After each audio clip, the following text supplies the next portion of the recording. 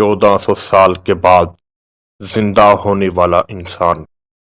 اللہ کے پیارے نبی حضرت محمد صلی اللہ علیہ وآلہ وسلم سے اتنی محبت فرماتا ہے۔ آمینہ کے لال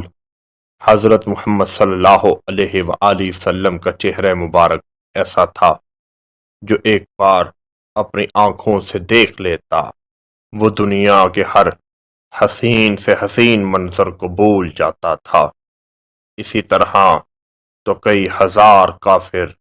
اللہ کے پیارے نبی حضرت محمد صلی اللہ علیہ وآلہ وسلم کا چہرہ انور دیکھتے ہی کلمہ پڑھ گئے۔ ایک عام انسان کی یہ کیفیت تھی تو صحابہ کرام رضی اللہ تعالی عنہ تو جب تک اللہ کے پیارے نبی حضرت محمد صلی اللہ علیہ وآلہ وسلم کا چہرہ انور دیکھ نہ لیتے ان کی تو صبح ہی نہ ہوتی تھی، اور جب وہی خوبصورت چہرہ ہمیشہ ہمیشہ کے لیے آنکھوں سے دور چلا گیا ہوگا تو اس کے بعد صحابہ کرام رضی اللہ تعالی عنہ کی کیفیت کیا ہوگی۔ وہ منظر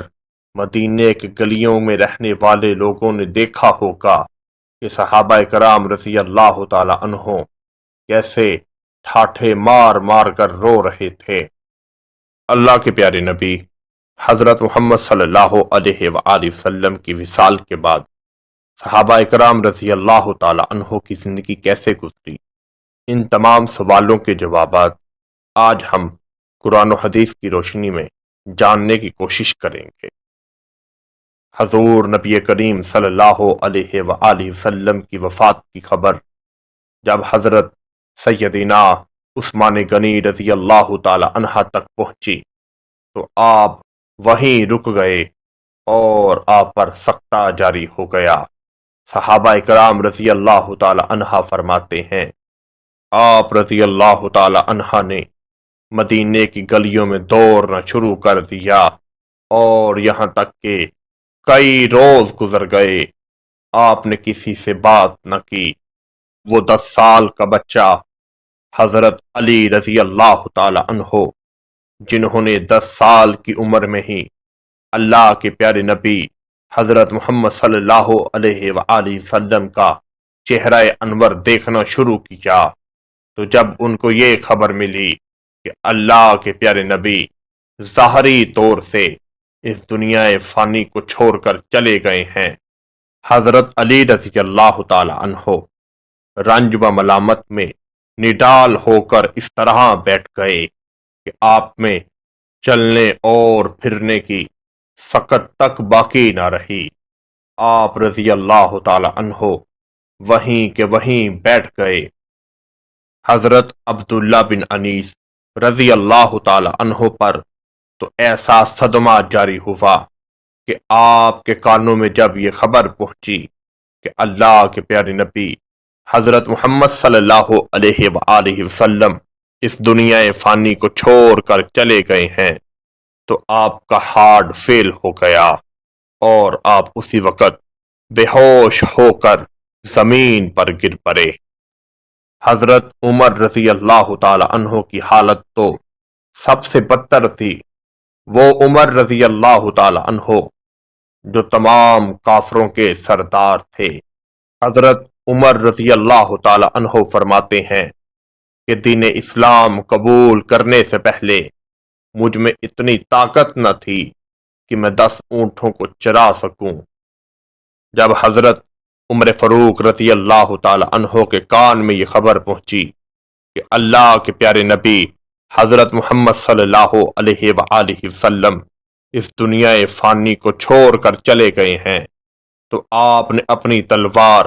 میان سے باہر نکال لی اور پورے مدینے میں اعلان کر دیا کہ اگر کسی نے یہ بات میرے سامنے کہی کہ اللہ کے پیارے نبی حضرت محمد صلی اللہ علیہ وآلہ وسلم اس دنیا فانی کو چھوڑ کر چلے گئے ہیں تو عمر اپنی تلوار سے اس کی گردن کو اڑا دے گا۔ حضرت عائشہ صدیقہ رضی اللہ تعالی عنہا فرماتی ہیں حضور نبی کریم صلی اللہ علیہ وآلہ وسلم کے وصال کے بعد حضرت عمر رضی اللہ تعالی عنہ اور حضرت شعبہ رضی اللہ تعالی عنہ اجازت لے کر حجرہ انور میں داخل ہوئے، اور جب حضرت عمر رضی اللہ تعالی عنہ کی نظر حضور نبی کریم صلی اللہ علیہ وآلہ وسلم کے چہرہ انور پر پڑی تو آپ پر غشا طاری ہو گیا۔ حضرت شعبہ رضی اللہ تعالی عنہ فرماتے ہیں کہ میں نے حضرت عمر رضی اللہ تعالی عنہ سے کہا کہ اے عمر، تمہیں خبر نہیں کہ اللہ کے پیارے نبی حضرت محمد صلی اللہ علیہ وآلہ وسلم کا وصال ہو گیا ہے۔ حضور کے پیارے صحابی حضرت عمر فاروق رضی اللہ تعالی عنہ نے حضرت شعبہ رضی اللہ تعالی عنہ سے کہا کہ آپ جھوٹ بول رہے ہیں، اللہ کے پیارے نبی حضرت محمد صلی اللہ علیہ وآلہ وسلم کا وصال اس وقت تک نہیں ہو سکتا جب تک اس دنیا سے ایک ایک منافق کا خاتمہ تک نہ ہو جائے گا۔ اللہ کے پیارے نبی حضرت محمد صلی اللہ علیہ وآلہ وسلم کی وفات کے وقت حضرت ابوبکر صدیق رضی اللہ تعالی عنہ صنعاء میں تھے، جو مدینہ سے 1 کلومیٹر کے فاصلے پر تھا۔ جب حضرت ابوبکر صدیق رضی اللہ تعالی عنہ کو یہ خبر ملی کہ اللہ کے پیارے نبی حضرت محمد صلی اللہ علیہ وآلہ وسلم وصال کر گئے ہیں،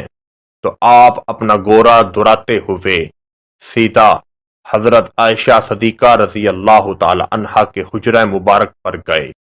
اور آپ نے حضرت محمد صلی اللہ علیہ وآلہ وسلم کے چہرہ انور سے کپڑا اٹھایا۔ حضرت ابوبکر صدیق رضی اللہ تعالی عنہ نے نہایت گرم جوشی کے ساتھ اللہ کے پیارے نبی حضرت محمد صلی اللہ علیہ وآلہ وسلم کی آنکھوں کے درمیان ایک بوسہ لیا۔ آپ رضی اللہ تعالی عنہ نے اس وقت تاریخی الفاظ دہرائے کہ میرے ماں باپ آپ پر قربان، اللہ کے پیارے نبی حضرت محمد صلی اللہ علیہ وآلہ وسلم اس دنیا فانی کو چھوڑ کر چلے گئے ہیں۔ اللہ کے پیارے نبی حضرت محمد صلی اللہ علیہ وآلہ وسلم نے اپنے وصال کی خبر حج الوداع یعنی اپنے آخری حج کے خطبہ کے دوران ہی دے دی تھی کہ اگلے سال میں حج کے درمیان آپ میں موجود نہ ہوں گا۔ اللہ کے پیارے نبی حضرت محمد صلی اللہ علیہ وآلہ وسلم نے حج الوداع کے موقع پر اعلان کیا کہ میرے رب نے مجھے تمام دنیا اور آخرت کے خزانے عطا کیے اور اس دنیا میں ہمیشہ رہنا، اور مجھے جنت عطا کی گئی، اور پھر مجھے اپنے رب سے ملاقات اور جنت کا اختیار دیا گیا۔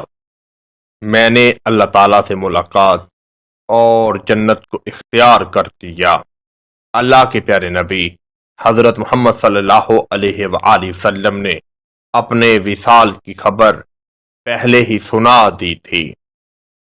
حضرت انس رضی اللہ تعالی عنہ سے مروی ہے کہ اللہ کے پیارے نبی حضرت محمد صلی اللہ علیہ وآلہ وسلم نے اپنے وصال سے پہلے جو ہمیں نصیحت عطا فرمائی، کہا کہ غلاموں سے حسن سلوک کرنا، اور اللہ کے پیارے نبی حضرت محمد صلی اللہ علیہ وآلہ وسلم نے فرمایا کہ نماز کو ہمیشہ قائم کرنا۔ اللہ کے پیارے نبی حضرت محمد صلی اللہ علیہ وآلہ وسلم کے وصال کے وقت صحابہ کرام رضی اللہ تعالی عنہ کی جو کیفیت تھی وہ تو اس وقت کا وقت جانتا ہے، یا اس وقت کے لوگ جانتے ہیں کہ صحابہ کرام رضی اللہ تعالی عنہ حضور کی جدائی میں کس طرح ٹھاٹھے مار مار کر رو رہے تھے۔ کچھ صحابہ کرام رضی اللہ تعالی عنہ تو اس بات کو ماننے کو تیار نہ تھے۔ حضرت بلال حبشی رضی اللہ تعالی عنہ کی تو یہ حالت تھی کہ آپ رضی اللہ تعالی عنہ نے اس کے بعد کبھی بھی اذان نہ دی۔ اگر کوئی آپ سے اذان کو کہتا تو آپ رضی اللہ تعالی عنہ منع فرما دیتے تھے،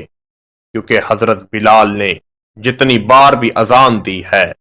اللہ کے پیارے نبی حضرت محمد صلی اللہ علیہ وآلہ وسلم کا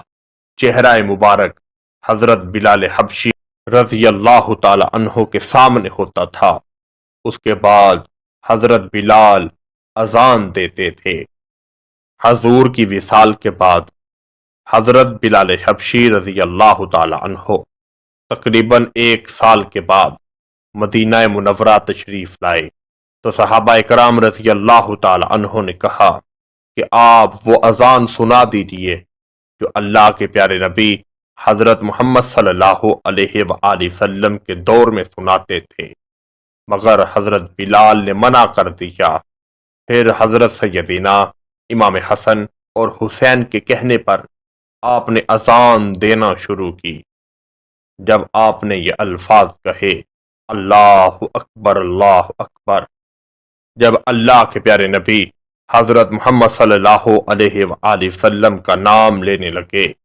تو حضرت بلال حبشی پر گشت طاری ہو گیا اور آپ بے ہوش ہو کر زمین پر گر پڑے۔ اس کے بعد کبھی بھی حضرت بلال حبشی رضی اللہ تعالی عنہ نے اذان نہ دی تھی۔ کسی شاعر نے کیا خوبصورت جملے ارشاد فرمائے ہیں کہ مکھ چن بدر شاہ شانیے، متھے چمک دی لاٹ نورانیے، کالی زلف تے اکھ مستانیے، مخبور اخی ہیں مد فریاں، سبحان اللہ ما اجملکا ما احسنکا ما اکملکا، کتھے مہر علی کتھے تیری ثنا، مشتاق اکھی کتھے جا اریاں۔ اللہ تعالیٰ کی ہمارے نبی حضرت محمد صلی اللہ علیہ وآلہ وسلم پر اپنی رحمتوں کا نزول ہو، اور یا الہی ان کے صدقے تمام امت مسلمہ کی بخشش اور مغفرت فرما، خصوصاً بالخصوص فلسطینیوں پر اپنا رحم اور کرم فرما، آمین ثم آمین۔